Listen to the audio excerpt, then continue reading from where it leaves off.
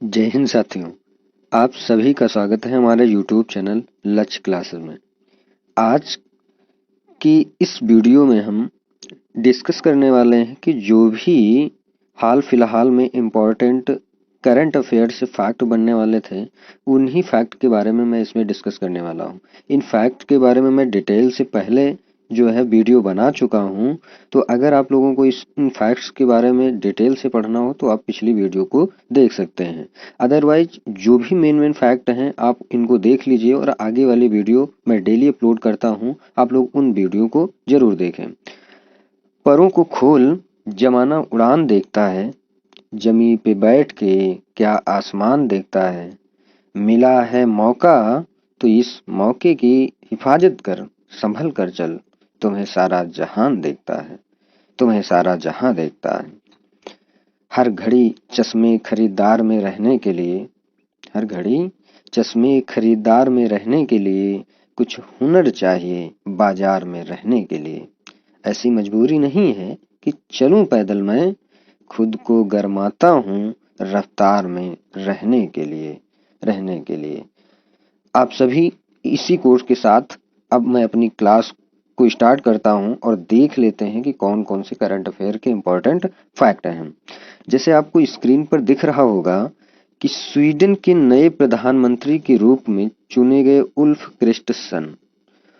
Kristersson जी जो हैं, इनको स्वीडन का क्या बना दिया गया है, नया प्रधानमंत्री नियुक्त कर दिया गया है। तो ये आपको फैक्ट याद रखना है कि स्वीडन के नए प्रधानमंत्री कौन बन गए हैं, उल्फ क्रिस्टर्सन जी बन गए हैं।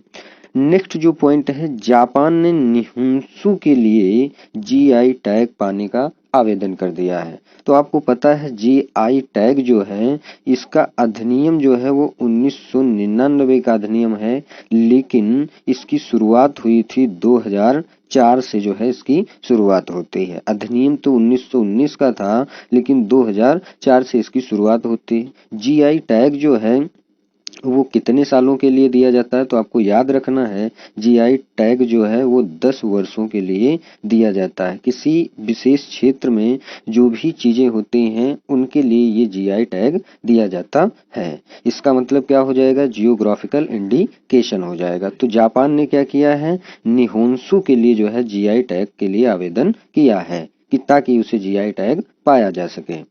नेक्स्ट जो न्यूज है वो ये दे दी गई है कि ब्रिटेन की प्रधानमंत्री लिज ट्रस ने दिया इस्तीफा। ये मैंने फैक्ट अभी डिटेल से 2-3 दिन पहले इसको मैंने डिटेल से पढ़ाया था आप लोगों को। तो क्या याद रखना है, ब्रिटेन की प्रधानमंत्री लिज ट्रस हैं। अब उसके बाद जो है ये हाल फिलहाल में, मतलब वहां के प्रधानमंत्री अभी नियुक्त नहीं हुए हैं, लेकिन ऐसा बोला जा रहा है कि वो भारतीय मूल के ही व्यक्ति होंगे जो ब्रिटेन की प्रधानमंत्री बन जाएंगे। नेक्स्ट न्यूज आई है कि FATF financial action task force, ये जो FATF है यानी फाइनेंशियल एक्शन टास्क फोर्स, ये इसका क्या हो जाता है, फुल फॉर्म हो जाता है। ये आपको याद रखना है। 4 साल से ये पाकिस्तान को इसने क्या कर रखा था, ग्रे लिस्ट में जो है डाल रखा था। ये लिस्ट ऐसी होती है जो कोई भी देश क्या नहीं कर सकता है, इसको फंडिंग नहीं कर सकता है। ये एक तरीके से कोई भी जो है इसे कोई तरीके की कोई जो है राशि नहीं दे सकता है। तो FATF ने क्या किया है, 4 साल बाद पाकिस्तान को ग्रे लिस्ट से हटा दिया है। ये भी आपको याद रखना है। बात आई है फाइनेंशियल एक्शन टास्क फोर्स की, तो थोड़ा सा हम लोग डिटेल से पढ़ लेते हैं कि क्या होता है financial action task force. Final ये जो FATF है इसका फुल फॉर्म क्या हो जाएगा, फाइनेंशियल एक्शन टास्क फोर्स हो जाएगा। इसमें से क्या किया गया है, पाकिस्तान को जो है हटा दिया गया है, जो कि 4 सालों से जो है इस ग्रे लिस्ट में था। Pakistan has been on the Paris based watch dogs grey list for deficiencies in its counter terror financing and anti money laundering regime since 2018 से जो है, यानी 4 सालों से जो है ये क्या था, FATF की ग्रे लिस्ट में था। अब जाके इसको क्या कर दिया गया है, हटा दिया गया है। अब जो ये डिसीजन है वो टेकन लिया गया है कहाँ पर, पेरिस में 21 अक्टूबर 2022 को ये डिसीजन लिया गया है कि पाकिस्तान को इस लिस्ट से क्या कर दिया जाए, बाहर कर दिया जाए। तो ये भी आपको याद रखना है। नेक्स्ट, ये भी हम लोगों ने पढ़ रखा था और डिटेल से पढ़ा था। प्रधानमंत्री मोदी ने किया केवड़िया गुजरात में लाइफ मिशन अभियान की शुरुआत। तो जो है लाइफ अभियान की शुरुआत किसने करी है, प्रधानमंत्री मोदी जी ने किया है। कहाँ पर, गुजरात के केवड़िया में किया है। मैंने डिटेल से इसको पढ़ाया है, इसलिए आज की वीडियो में मैं ज्यादा डिटेल एनालिसिस नहीं करूंगा। उसके बाद जो 5वें खेलो इंडिया यूथ गेम्स हैं उनका आयोजन कहाँ किया जाएगा, तो आपको याद रखना है मध्य प्रदेश में जो है इसका आयोजन किया जाएगा। ठीक है, मध्य प्रदेश में क्या किया जाएगा, 5वें खेलो इंडिया यूथ गेम्स का आयोजन होगा। और मैंने बताया भी था कि इसमें जो है 8 जो है अलग अलग जगहों पर इसका आयोजन किया जाएगा और इसमें जो है 85,000 के करीब जो है लोग मतलब जो है एथलीट इसमें भाग लेने वाले हैं। PMAY शहरी पुरस्कार बेस्ट परफॉर्मिंग स्टेट की श्रेणी में मध्य प्रदेश का दूसरा स्थान है।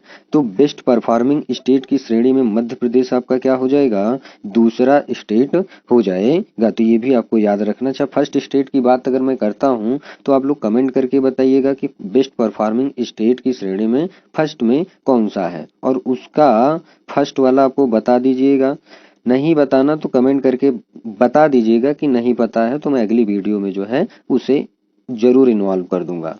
नेक्स्ट आपको दिया गया है 16 नवंबर से काशी तमिल संगम का आयोजन कौन करेगा, शिक्षा मंत्रालय। शिक्षा मंत्रालय से भी उस दिन न्यूज हम लोगों ने पढ़ रखा था। शिक्षा मंत्री कौन हो जाएंगे, तो आपको पता है धर्मेंद्र प्रधान जी हो जाएंगे। इन्होंने क्या किया था, जो भी सिलेबस वाला सिस्टम था उसको इन्होंने क्या किया है, लॉन्च कर दिया है। तो क्या बोला गया है, काशी तमिल संगम का आयोजन कौन करेगा, संगम मंत्रालय करने वाला है, सॉरी शिक्षा मंत्रालय करने वाला है, लेकिन काशी तमिल संगम का आयोजन हो जाएगा।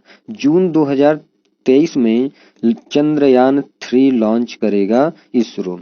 इसरो क्या लॉन्च करेगा, चंद्रयान 3 कब लॉन्च करेगा, 2023 में। इसरो की बात आई है, इंडियन स्पेस रिसर्च ऑर्गेनाइजेशन। इसकी स्थापना कब हुई थी, तो आपको याद होना चाहिए 15 अगस्त 1969 को इसकी क्या होती है, स्थापना हो जाती है। अगर मैं बात करता हूँ इसके हेडक्वार्टर की, तो इसका हेडक्वार्टर कहाँ हो जाएगा, बेंगलुरु में हो जाएगा। उसके बाद अगर इसके हेड की बात करते हैं तो कौन हो जाएंगे, ये हो जाएंगे इसरो के सोमनाथ जी। क्या हो जाएंगे, सोमनाथ जी हो जाएंगे। ये भी आपको याद रखना है। नेक्स्ट न्यूज की तरफ बढ़ते हैं, जो भी फैक्ट पढ़े गए हैं। अंतरराष्ट्रीय सौर गठबंधन यानी ISA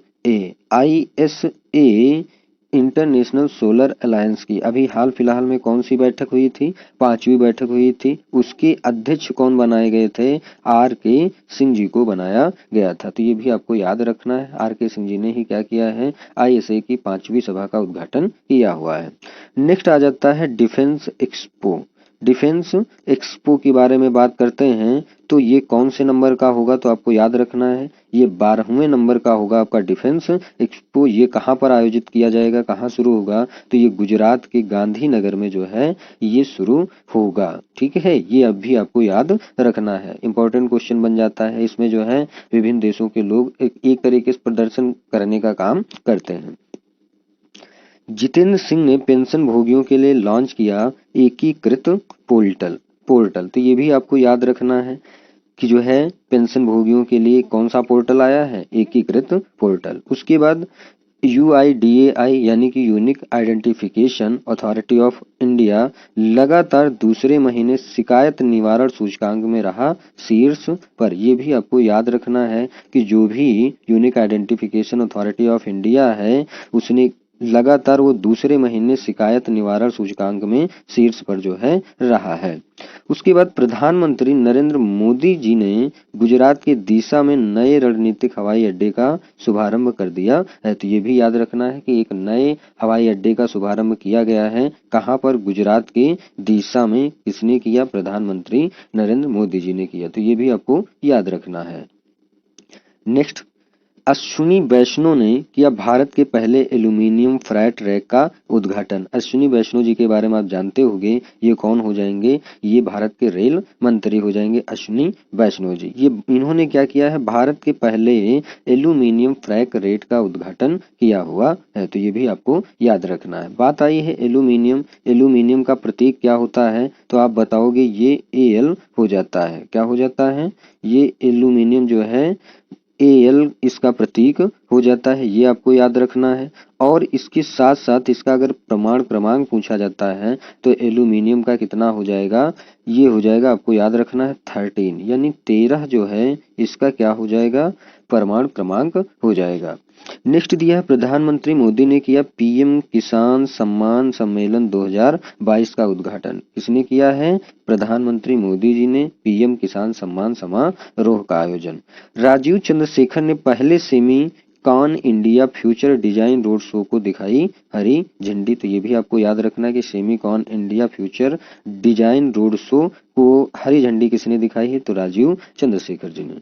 नेक्स्ट जो इम्पोर्टेंट रहेगा आपके एग्जाम के पॉइंट ऑफ व्यू से, वो आपको याद रखना है D.Y. चंद्रचूड़ जी। D.Y. चंद्रचूड़ जी क्या बन गए हैं, भारत के 50वें जो है मुख्य न्यायाधीश बन गए हैं, ये भी आपको याद रखना है। तो 50वें नंबर के मुख्य न्यायाधीश कौन हो जाएंगे, D.Y. चंद्रचूड़ जी हो जाएंगे। नेक्स्ट जो दे रखा है कि दिल्ली के उपराज्यपाल ने 4 जिला सैनिक बोर्डों के प्रस्ताव को मंजूरी दे दी है, कि अब क्या किया जाएगा, 4 जिला सैनिक बोर्ड जो है बनाए जाएंगे। इसके लिए दिल्ली के उपराज्यपाल कौन हैं, आपको बताना है कमेंट करके। ये मैंने 2 पॉइंट जो है आपको दिए हैं, ये आप जरूर कमेंट करके बताइएगा, फिर हम उसके अगली वीडियो में ये सब डिस्कस करते रहेंगे। आई होप आप लोगों को इतनी एटलीस्ट जानकारी होगी ही, तो ही जाके आप अपनी हमारे कंटेंट को समझ पाओगे। और ये कंटेंट में जो है एग्जाम के बेस पर जो है, एग्जाम के पॉइंट ऑफ व्यू से बिल्कुल रिलेवेंट कंटेंट देने का प्रयास कर रहा हूँ। और एग्जाम में मैं वादा करता हूँ करंट अफेयर से एक भी क्वेश्चन आपका छूटने वाला नहीं है। तो दिल्ली के उपराज्यपाल ने क्या किया है, 4 जिला सैनिक बोर्डों के प्रस्ताव को मंजूरी दे दी। त्रिपुरा के मुख्यमंत्री राज्य के पहले सरकारी अंग्रेजी माध्यम कॉलेज का किया उद्घाटन। किसने किया, त्रिपुरा के मुख्यमंत्री ने क्या किया है, पहले जो है अपने राज्य के सरकारी अंग्रेजी माध्यम कॉलेज का उद्घाटन कर दिया है। प्रधानमंत्री मोदी ने गांधीनगर में मिशन स्कूल ऑफ एक्सीलेंस का जो है भी शुभारंभ कर दिया है। सबका सब जो है मोदी जी ने गुजरात गांधीनगर में किया है। तो स्कूल ऑफ एक्सीलेंस का शुभारंभ भी कहाँ पर किया है, यही हो जाएगा आपका। नेक्स्ट आ जाता है मरणोपरांत दिया जाएगा पुनीत राजकुमार को कर्नाटक रत्न पुरस्कार। कर्नाटक रत्न पुरस्कार किसको दिया जाएगा, पुनीत राजकुमार जी को दिया जाएगा। मैंने इसके बारे में डिटेल से आप लोगों को बता रखा है। नेक्स्ट दिया है कि उड़ीसा सरकार ने संविदा भर्ती को ही क्या कर दिया है, समाप्त कर दिया। ऐसा क्वेश्चन बन भी सकता है कि ऐसा कौन सा जो है कौन सी राज्य सरकार है जिसने इस भर्ती को समाप्त कर दिया है। अगला, अमित शाह ने भोपाल में MBBS पाठ्यक्रम की किताबों का पहला हिंदी संस्करण किया है। ये आपको पॉइंट याद रखना है कि MBBS की जो भी सिलेबस की पुस्तकें हैं उनको अब आप हिंदी में भी पढ़ सकते हो। नेक्स्ट दिया है हैदराबाद स्थित CCMB बना दुनिया के सबसे बड़े जीनोमिक अध्ययन का हिस्सा। यानी ये क्या है, दुनिया का सबसे बड़ा जीनोमिक अध्ययन का हिस्सा कौन बन गया है, CCMB, जो कि कहाँ पर है, हैदराबाद में है। ये पॉइंट आपको याद रखना है। नेक्स्ट आ जाता है एशिया के सबसे बड़े कंप्रेस्ड बायोगैस प्लांट का पंजाब में उद्घाटन। ये और भी बेहद खास क्वेश्चन हो जाएगा कि एशिया का सबसे बड़ा कंप्रेस्ड बायोगैस प्लांट कहाँ पर है, तो आपको याद रखना है पंजाब में जो है हो जाएगा। 18 अक्टूबर को पूरे असम में कटी बहू का उत्सव मनाया गया है। तो कटी बिहू आपको पता है, बिहू जो उत्सव है वो असम में ही क्या किया जाता है, सेलिब्रेट किया जाता है। लेकिन कटी बहू जो है ये कब सेलिब्रेट किया गया, 18 अक्टूबर को। ये पूरे असम भर में जो है सेलिब्रेट किया है। तो ये कुछ फैक्ट थे, इंपॉर्टेंट पॉइंट थे करंट अफेयर से बढ़ने वाले, उनका मैंने इसमें डिस्कस किया। आई होप आप लोगों को वीडियो अच्छी लगी होगी। वीडियो अच्छी लगती है तो आप वीडियो को शेयर, लाइक, कमेंट कर सकते हैं। आप सभी का बहुत बहुत आभार, धन्यवाद। Thank you so much.